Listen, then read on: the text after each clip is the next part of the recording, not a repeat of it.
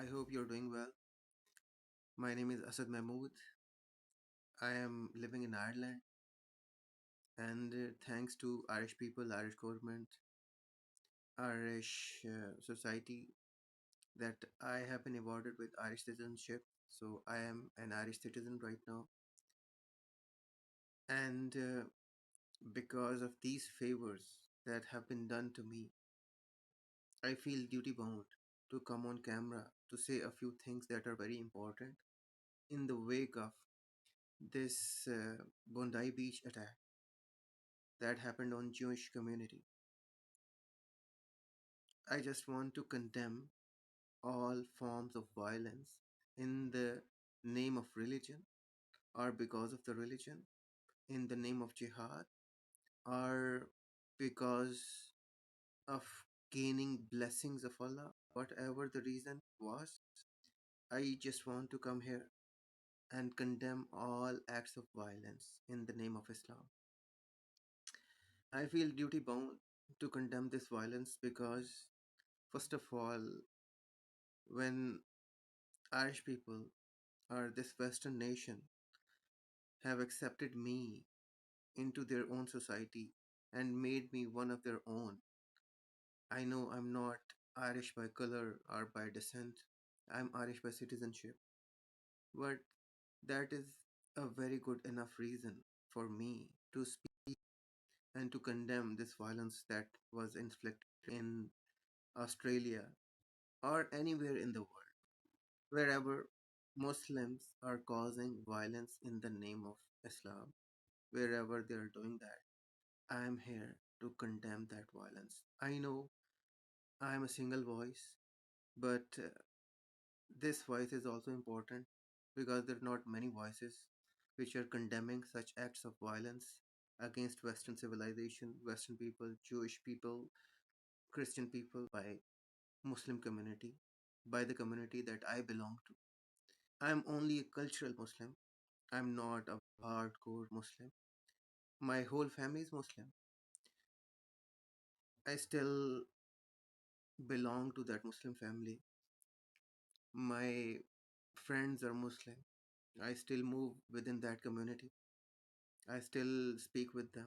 I still go to their events. I just want to say that my opinions are my own. I'm not representing anyone. I'm not saying that I represent a class of people.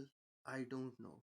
If there are many people, if there are many Muslims out there who are trying to condemn, who think in their hearts that this act of violence was wrong, or any act of violence which was committed in the name of Islam was wrong, they're not speaking up.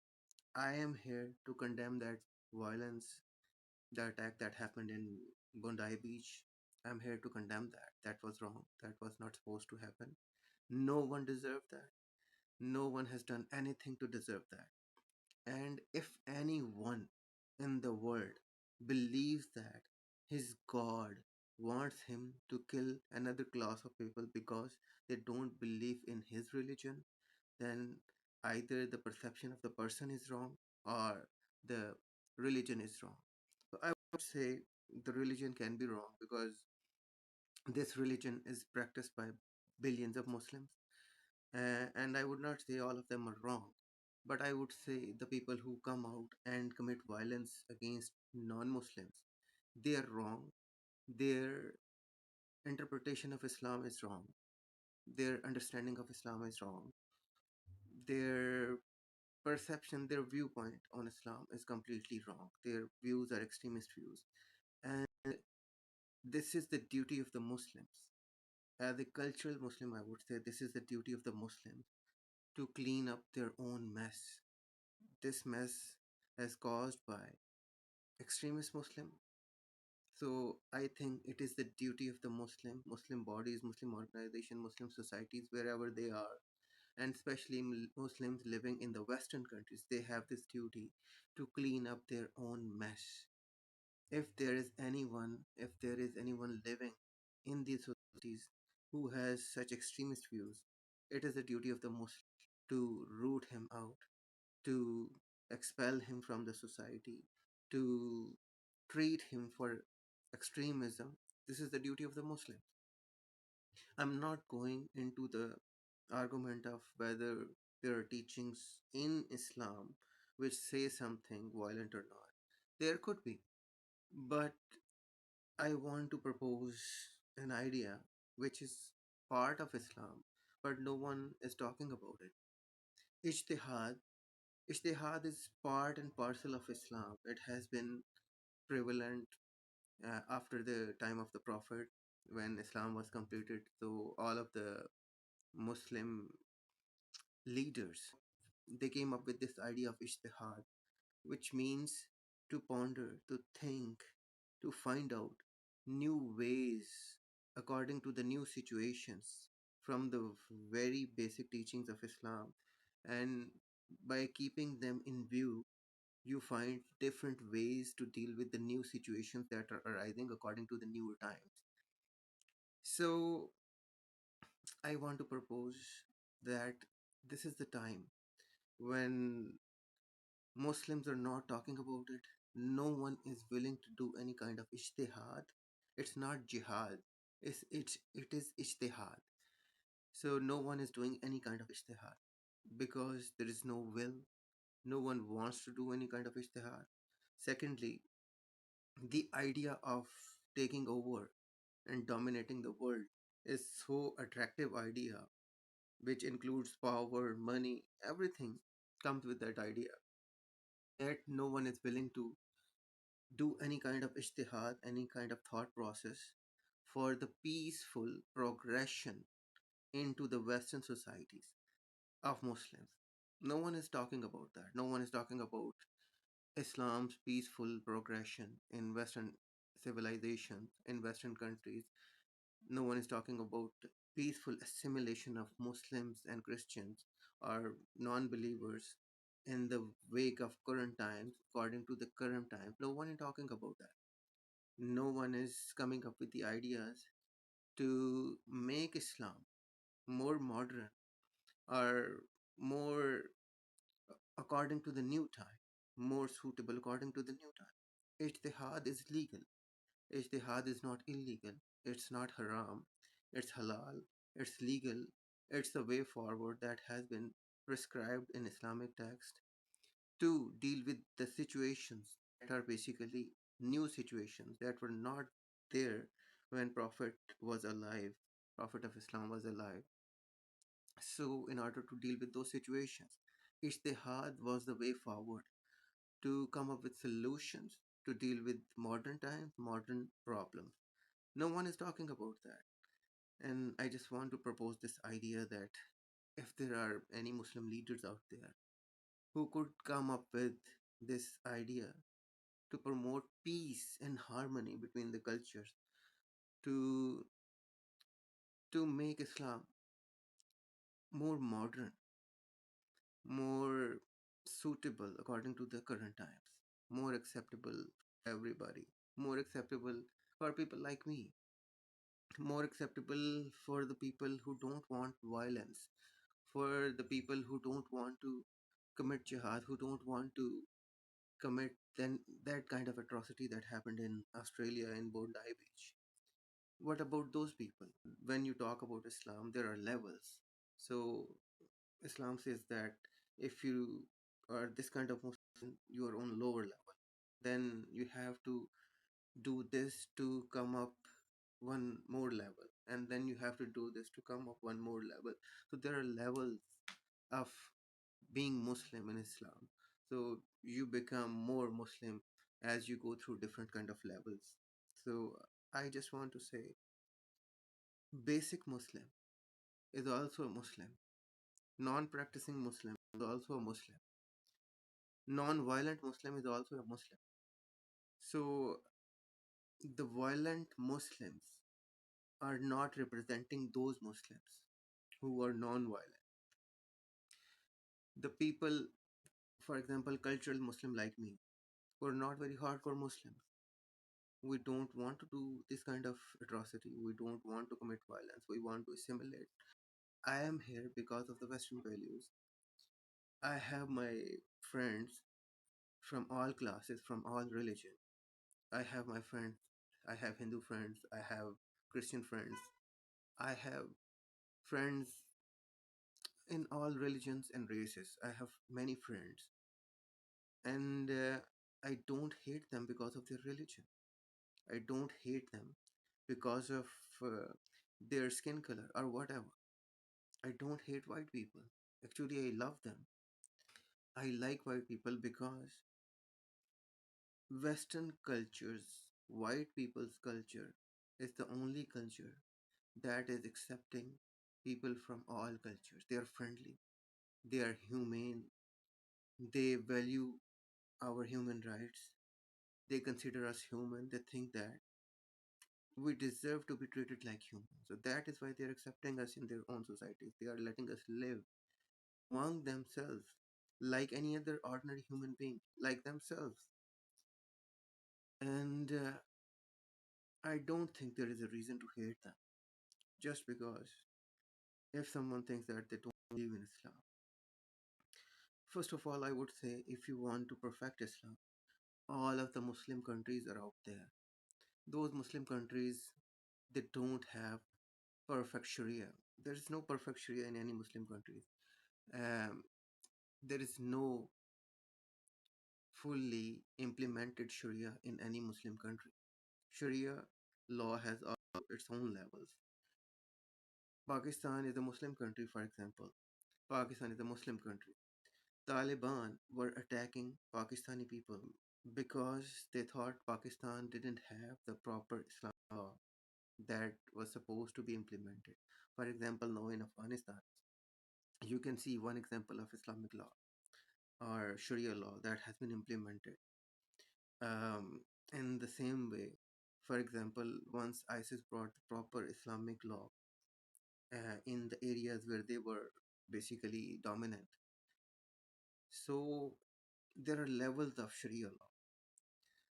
I would say if anyone, if any Muslim want to implement the Sharia law, I think the best way is to go back to their own country and perfect the Sharia there first. For example, if you have come from Somalia, if you have come from Pakistan, where I come from, or if you have come from any other Muslim country and you are in a Western country and you want to implement Sharia, I would advise that please go back to your own country first and perfect the Sharia or whatever form of Islam is implemented in your country. You have to make it a perfect Sharia model first. Then you can come back to Western country and ask for Sharia implementation because you have implemented the perfect form of Sharia in your own country, and then you have shown the world that because of the perfect form of Sharia, that country has become very prosperous, very successful, and after making that, after proving to the world that that Sharia compliant country is no the most successful, most advanced country in the world, so other Western countries should also follow the same model. And if you cannot do that, and until you cannot do that, please don't ask for Sharia in Western countries, because if you implement the half form of Sharia, then you will always try to seek the full form of Sharia, which is, I think, to my mind, is not possible. No country can implement the full form of Sharia in the current times. It is not possible because currently, if we talk about, for example, Afghanistan, the way women are being treated right now, maybe that could be accepted for some Muslims that women should be treated in the same way as they are being treated in Afghanistan right now. But that goes against the Human Rights Charter. Human Rights Charter gives human rights to every human being, regardless of their gender. So maybe human rights of those women in Afghanistan are being taken away, are being snatched by the form of Sharia that is being implemented over there. And if you think that is not Sharia, then what is Sharia according to you? That is your duty to explain. This is your duty to explain what is Sharia law according to you. If Afghanistan model is not your model of Sharia, then what is your model of Sharia? You have to explain it to the world. And I believe in Western countries, in Western societies, there is no restriction on any Muslim. If you belong to Islam, if you come from a Muslim background, then you can come to any Muslim, then you can come to any Western country, and then you can follow your religion according to your own way. You can build your mosque, you can practice your Islam in the way that you want. You cannot do the same thing maybe in certain countries. For example, you cannot go to Iran and maybe you cannot practice your Sunni Islam over there, but you can practice your Sunni Islam in any of the Western countries. Maybe certain form of Islam, for example, Shia Islam, you cannot go to Saudi Arabia and practice over there, but Shia Islam can be practiced in Western countries, and you can see the Shia processions all over the Western countries. Whenever there is a month of Muharram, then you can see the Sharia processions everywhere in the Western countries. You can see that Shia people are freely practicing their religion in Western countries. Sunni people are freely practicing their religion in Western countries. Qadiani people, who are considered to be non Muslim, are practicing their religion freely in Western countries. There is no restriction. So, what's the problem? If you think you will implement Sharia and then you will start killing the people who belong to a different sect, for example, if Sunni Muslim they implement Sharia of their own kind, then what about Shia? What about Qadianis? What about them? What about those people? What about those sects? What would you do with them? Would you do the same thing that is happening in Pakistan? For example, Qadianis are considered to be non Muslims in Pakistan. And there is a massive fight between Sunnis and Shias in Pakistan. Bloody fight. They are killing each other. There are many human rights reports of United Nations about that. So, what form of Sharia would you implement? Would you implement a Sharia that is favoring Sunni sect, or would you implement a Sharia that is favoring Shia sect, or that is favoring Qadiani sect? Which sect basically you would favor when you implement your Sharia model? And what kind of Sharia model is implemented in Afghanistan? What do you think? Is it more Sunni favoring, Shia favoring, or what kind of model is there right now? So there is a lot of debate about it. It's not um, a one standard form of system that will accept everyone. Only the Western law, Western civilization, only the Western values, Western liberalism, Western openness, that is the only standard model for everyone to live in harmony and peace.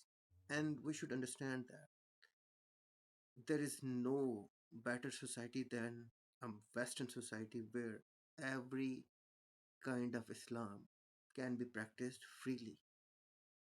They're not putting any restriction on any sect. Every Muslim belonging to any sect of Islam can practice their own form of religion freely. Hindus can practice their religion freely.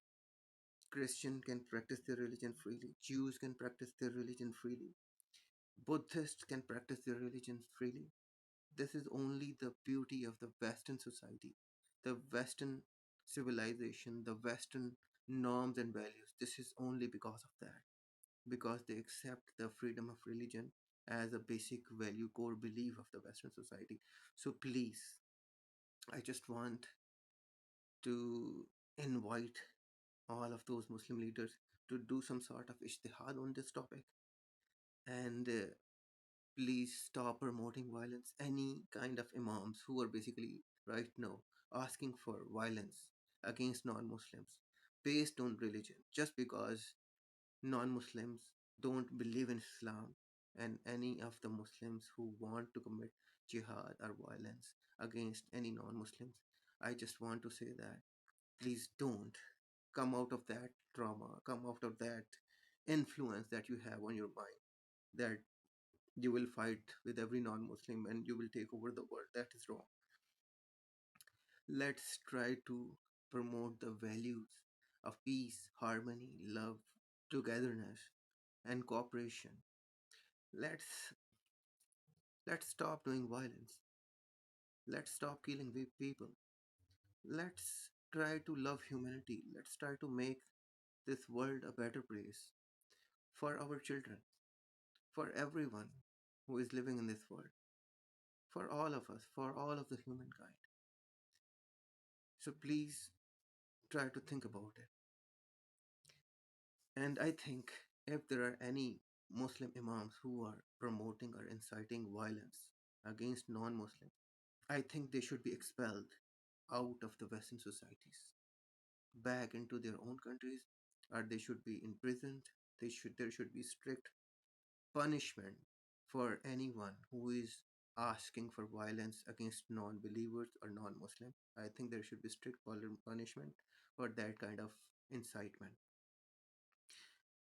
There is nothing like that in Saudi Arabia or in Dubai. There is no one who is asking for violence in Saudi Arabia. Saudi Arabia has punishment for those imams who will promote different form of Islam other than what Saudi government want. So Saudi government keeps an eye on what kind of Islam is being promoted in the mosque. If someone is not following the instructions of Saudi government about the specific form of Islam Saudi government wants to be promoted, then that imam is being punished. So we can do that in Western countries as well. Why we cannot punish these imams who are inciting for violence? Those people should be punished. If once one imam is punished, then every other imam will get that message that, oh, I cannot do that, otherwise I will be punished. They will put me behind the bars, they will put me in the prison, or there will be a fine, or something like that.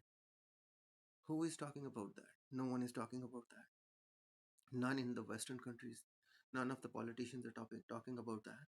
No one from the Muslim community is talking about that. Okay, you can understand Muslims have a hidden agenda of like taking over the world, and they want to grab all the power and money and everything, all the resources. They want to control that.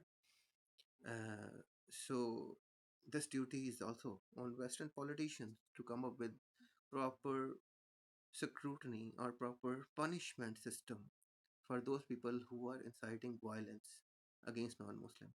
This is also the duty of the Western civilization, Western politicians, Western governments. So this was my message today. I just wanted to show my allegiance, my support for the Western civilization, for the Western rule of law, Western freedoms, Western values. I'm all for that. And I'm against violence in the name of Islam. I'm against violence in the name of religion. I'm against any sort of violence. So, this is my message. Welcome to the channel. I will make more videos whenever I get time. This is my effort. This is my way of promoting peace, harmony, and unity between the cultures. Okay. Thank you very much. I hope to see you soon.